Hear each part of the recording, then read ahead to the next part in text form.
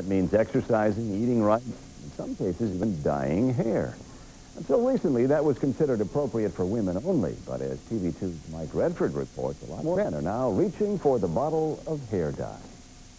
47-year-old Aaron Lax of Waterford is getting his hair dyed for the first time. The reason? I wanted to have a more youthful appearance for the business world. I'm starting to gray a little bit. Lax is not alone, according to Southfield hairdresser Ted Dallas. He's seeing a lot more men asking for the same treatment. Men are more apt to do it now because it's like a youth-oriented society, and it's good for business. You know, they look younger and they feel better.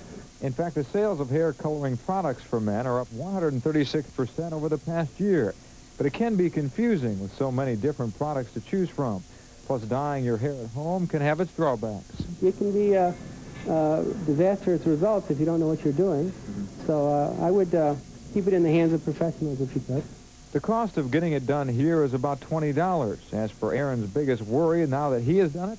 Probably a lot of kidding from my friends. Yeah. Yeah, although my wife said it was fine, so we said, let's go with it.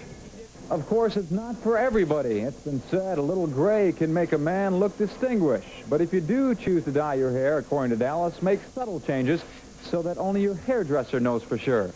Reporting from Southfield, Mike Redford, TV2 Eyewitness News. And Mike also tells us that women still lead men when it comes to dyeing their hair, at least based on the amount of hair coloring products that are on the market. For men, there are 22 different products to choose from. Women, however, have more than